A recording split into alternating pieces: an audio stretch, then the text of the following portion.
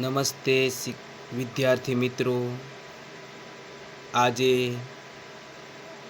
ધોરણ 9માં અભ્યાસ કરતા વિદ્યાર્થી મિત્રો માટે સંસ્કૃત અસાઇનમેન્ટ વિભાગ નંબર 1 એની સમજૂતીના આજે તમારી સમક્ષ લઈ આવ્યો છું.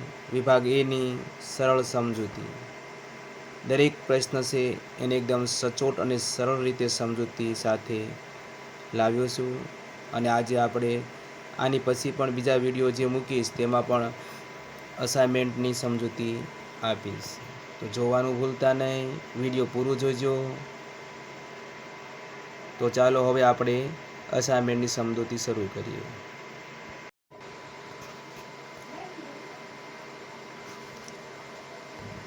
શરૂઆતની અંદર જે ગદ્યખંડો આપ્યા છે એનું ભાષાંતર કરવાનું છે. તો આપણે પહેલા ગદ્યખંડનું ભાષાંતર કરી લઈએ. એક ચાતક શિશુ આસીત. એક ચાતકનું બચ્ચું હતું. સ એકદા તુષાયા પીડિત જનન્યા સમીપમ વ્રજતી વદતી ચ. તે એકવાર તરસથી પીડાયેલું પોતાની માતાની પાસે જાય છે. વદતી ચ અને કહે છે, અંબ તુષા મામ પીડયતી. માં, તરસ મને પીડે છે, એટલે કે પીડા આપે છે. અહમ જલમ પાતુમ ઈચ્છામી. હું પાણી પીવા ઈચ્છું છું. સંપ્રતિ મેઘ જલમ ન મિલતી. અત્યારે વાદળનું પાણી મળતું નથી. અત તડાગ જલમ એવમ પાતુમ ઈચ્છામી. એટલે તળાવનું જ પાણી પીવા ઈચ્છું છું. જનની વદતી. માતા કહે છે, બાલઃ બેટા, વયમ તુ મેઘજલ એવ પીબામઃ. આપણે તો વાદળનું જ પાણી પીવું જોઈએ.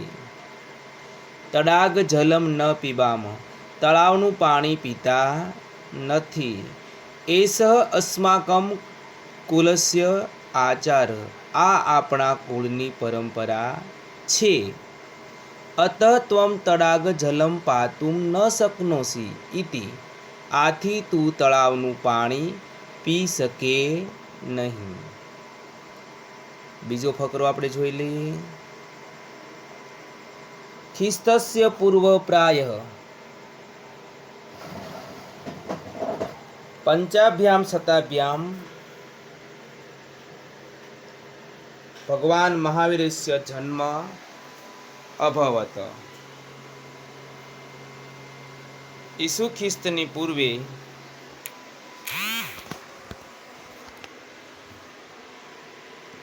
5મી સદીમાં ભગવાન મહાવીરનો જન્મ થયો હતો.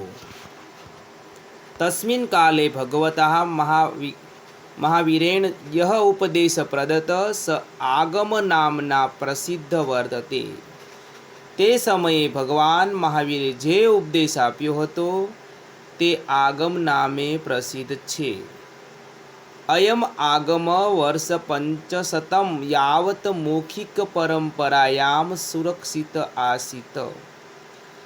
આ આગમ 500 વર્ષ સુધી મૌખિક પરંપરામાં સુરક્ષિત હતો. એવં હિ શ્રૂયતે યત ખ્રિસ્તસ્ય તૃતીયા શતાબ્દ્યા નાગાર્જુન નામા પ્રસિદ્ધસ્ય વિદુષ અધ્યક્ષતાયા એકા જૈન સાધુનામ સમિતિ મિલતી. એવું સંભળાય છે કે ઈસુની 3જી સદીમાં નાગાર્જુન નામના પ્રસિદ્ધ વિદ્વાનની અધ્યક્ષતામાં જૈન સાધુઓની એક સભા મળી હતી.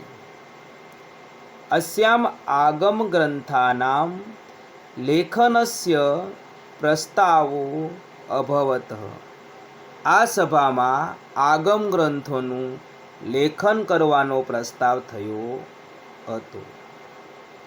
અત્ર લેખત બધા વાણી વલ્ભી વાચા નામના પ્રસિદ્ધ જાતા. અહીં લખાયેલ થયેલી વાણી વલ્ભી વાચા નામે પ્રસિદ્ધ થઈ.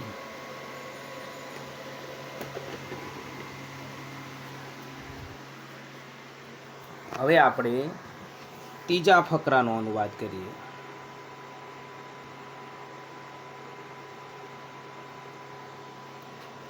अस्ति गोदावरी तीरे विशाल साल्मली तरु। ગોદાવરી નદીના કાંઠે એક વિશાળ સીમળાનું ઝાડ હતું. વિવિધેભ્ય દેશેભ્ય સમાગતા બહવો વિહગા તત્ર રાત્રો નિવસંતી. જુદા જુદા દેશોમાંથી આવેલા ઘણા પક્ષીઓ રાત્રે ત્યાં રહેતા હતા. તેસુ લઘુપતક નામા વાયસ અપી એકતમ અસ્તિ. તેમાં લઘુપત નામનો કાગડો પણ એક હતો. અથ કદાચિત પ્રભાત કાલે સ વાયસ કૃતાંત દ્વિતીયમ ઇવ અટનમ વ્યાઘ્રમ અપશ્યત. હવે ક્યારેક સવારના સમયે તે કાગડાએ બીજા યમરાજની જેમ ફરતા એક શિકારીને જોયો.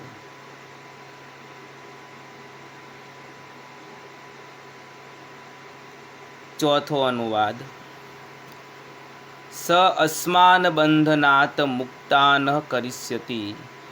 તે આપણને બંધનમાંથી મુક્ત કરશે.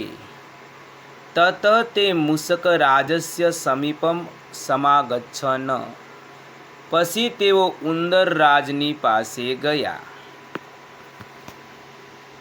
ચિત્રગીવ મિત્રેણ મૂષક રાજેન સ્વકીયે તીક્ષ્ણદંતે સર્વેષાં બંધનાની છિન્નાની. ચિત્રગ્રીવના મિત્ર ઉંદર રાજે પોતાના તીક્ષ્ણ દાંતો વડે બધાના બંધનો કાપી નાખ્યા.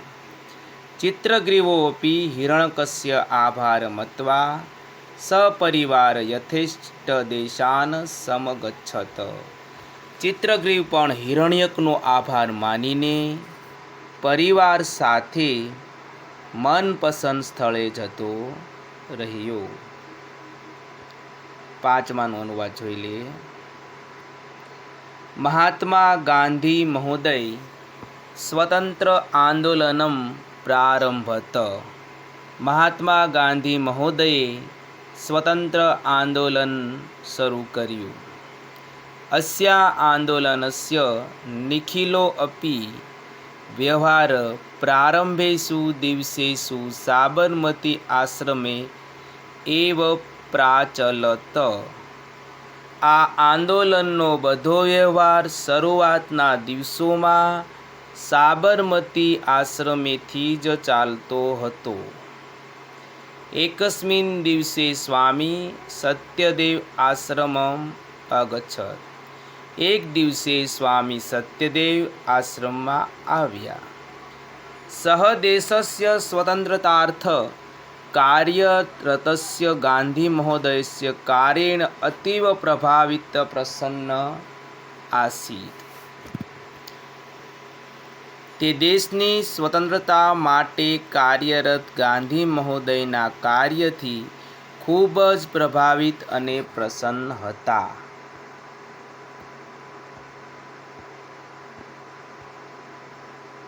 છઠ્ઠો ફકરો, છેલ્લો ને છઠ્ઠો. સ્વામી સત્યદેવ વચન શ્રુત્વા શાંત સ્વરેણ ગાંધી મહોદય અકથયત ભવતા યદ ઉક્તમ તત્ સત્યમ અસ્તિ. સ્વામી સત્યદેવનું વચન સાંભળીને શાંત અવાજે ગાંધી મહોદયે કહ્યું, આપ જે કહો છો તે સત્ય છે, કિંતુ ભવાન સંન્યાસમ કરોતુ ઇતિ ન મમ આશય. પરંતુ આપ સંન્યાસનો ત્યાગ કરો એવો મારો આશય નથી. સંસાર નહીં પણ સંન્યાસ. સંસારની જગ્યાએ શું આવે? સંન્યાસ. એટલે અહીંયા આપણે એક સંન્યાસ શબ્દ લેવાનો છે. અહીંયા જે સંન્યાસ શબ્દ આપ્યો છે ત્યાં આપણે અહીંયા જે આપ્યો ત્યાં આપણે સંન્યાસ શબ્દ લેવાનો છે. સંન્યાસ.